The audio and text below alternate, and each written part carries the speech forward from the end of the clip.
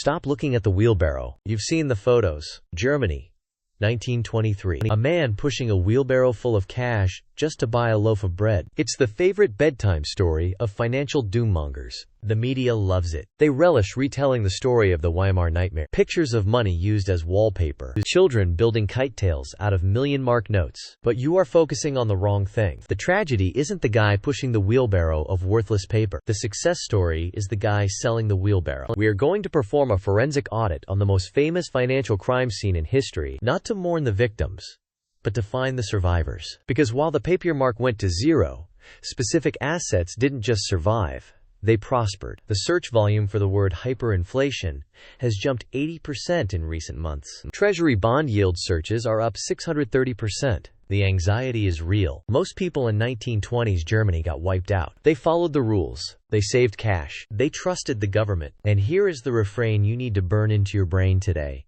They thought they were different. They thought a modern, educated, industrial Western power couldn't possibly destroy its own currency. They were wrong. Today, I am giving you the survivors list. The 5 assets that actually worked when money died. This is the 1923 playbook. Before we get to the assets, we have to look at the crime scene. You need to understand the mechanism of the murder. The victim was the German middle class. The weapon was the printing press. But here is the twist. The German stock market didn't crash. It went up. In nominal terms, the index rose into the trillions. If you looked at your brokerage account in Papiermarks, you were a billionaire. But in real terms, adjusted for gold or US dollars, that index lost between 50% and 70% of its value at the peak. That is the trap. The money illusion. Charlie Munger, the late vice chairman of Berkshire Hathaway, said it best. It was hyperinflation and the Great Depression in Weimar Germany that brought Hitler to the world. Economic desperation breaks nations. But amidst this chaos, a Flucht in die Sachwerte occurred, a flight to real values. People stopped wanting money and started wanting things. According to Standard Chartered, in these scenarios, the return of capital matters more than return on capital. That is your new mantra. Growth is secondary. Survival is primary. Let's open the case file on the first survivor. The single most effective asset in 1923 wasn't gold. It wasn't real estate. It was foreign paper. US dollars. British pounds. In German they called it Devisen. Holding the currency of a stable sovereign nation was the only way to retain 100% of your purchasing power with zero friction. While the mark collapsed every hour, literally, prices doubled while people waited in line for coffee, the dollar held its ground. We see this exact pattern today. Look at Zimbabwe. After years of hyperinflation, approximately 85% of transactions in that country are now USD denominated. Ecuador and El Salvador just gave up and made the US dollar their official currency. Forbes calls this financial niceties versus necessities. It's not about forex trade. It's about life support. Back in Weimar, if you had a stash of dollars under your mattress, you could buy entire city blocks. You were the king of the rubble. But there is a catch. Governments know this. They implement capital controls. They make it illegal to hold foreign currency. That is the risk. But as a pure store of value, the foreign fortress is asset one. They thought they were different. They thought the mark was invincible. The people who swapped for dollars in 1921 looked like traitors. By 1923, they looked like geniuses. This is the most controversial survivor on the list, and it highlights the darkest irony of hyperinflation. Usually, debt is slavery. In hyperinflation, fixed-rate debt is a winning lottery ticket. Here is the forensic evidence. Imagine you took out a mortgage in 1920 to buy a factory. You owe 500,000 marks, a massive sum. You struggle to pay it. Then, 1923 hits. A single egg costs 500 million marks. You sell one egg. You walk into the bank. You pay off your entire 30-year mortgage with the proceeds of that one egg. This is debt annihilation.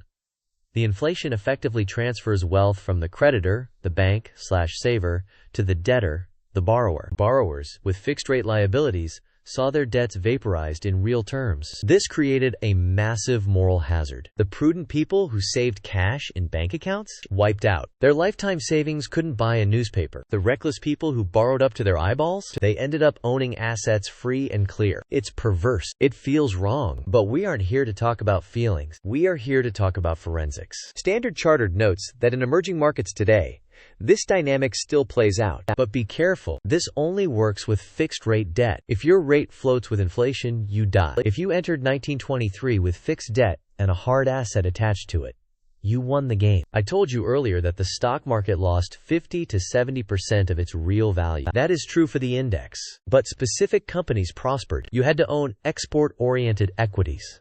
Think about companies like Siemens or chemical giants of the era. They had factories in Germany, paying workers in worthless papermarks. But they sold their products to America and Britain, earning hard, gold-backed currencies. Their costs went to zero. Their revenue stayed in hard money. Their margins exploded. Domestic companies, the local utility, the bakery, the German railroad, got crushed. They earned Papiermarks. They couldn't buy raw materials from abroad. This is a critical distinction. Buying stocks is not a hedge. Buying productive businesses with foreign revenue streams is the hedge. Warren Buffett says, "The best businesses are the ones that you buy once and do not require capital outlays." In an inflationary environment, a business that needs to constantly replace expensive machinery is in trouble. A business that exports value and imports hard cash is a fortress. If you bought the broad index, you lost. If you picked the exporters, you survived. Everyone assumes real estate is the perfect inflation hedge. Buy land. They aren't making any more of it. Let's look at the Weimar evidence. Did real estate owners survive? Yes. They kept the asset. The building didn't vanish, but it was a cash flow trap. The government, terrified of riots, implemented strict rent controls. The Mietendeckel. Landlords could not raise rents to match inflation. Meanwhile, the cost of repairs, glass, piping, and labor went parabolic. Landlords were bankrupted by their own buildings. They owned a $1 million building, but couldn't afford to fix a broken window. Many were forced to sell their properties for scraps of food just to survive the liquidity crunch. This contradicts the real estate always wins narrative. Owning the roof over your head? Great idea. That utility. Owning rental properties as an income source? In a hyperinflationary crisis with socialist government policies, it is a liability. Buffett again. Nobody makes a lot of money the next day by buying a farm. It's a long game. Real estate retained value eventually, after the stabilization in 1924, but you had to survive the cash crunch first. Don't confuse asset value with cash flow. In 1923, they were opposites. Finally, the Sachwerte. Tangible goods, pianos, antiques, industrial machinery, cases of wine. When money dies, society reverts to barter. A piano holds its value better than a bank account. People bought anything they could touch. This was the flight to real values. But there is a liquidity risk here. You can't pay for a haircut with a piano leg. During the peak crisis, owners of expensive antiques starved because they couldn't barter these illiquid assets for daily bread. This is the difference between store of value and medium of exchange. Tangibles protect your net worth on a balance sheet, but they don't feed you unless you can find a buyer. And in a crisis, liquidity dries up. However, compared to paper money, they were a godsend. After the currency stabilized in 1924, those who held tangible machinery or quality goods still had wealth. Those who held paper had nothing. So where are we today? Barron's ran a headline, "Gold won't protect you from hyperinflation." Business Insider said, "Inflation will be the biggest economic story." Schroders, the UK asset giant, has a deflation vulnerability index.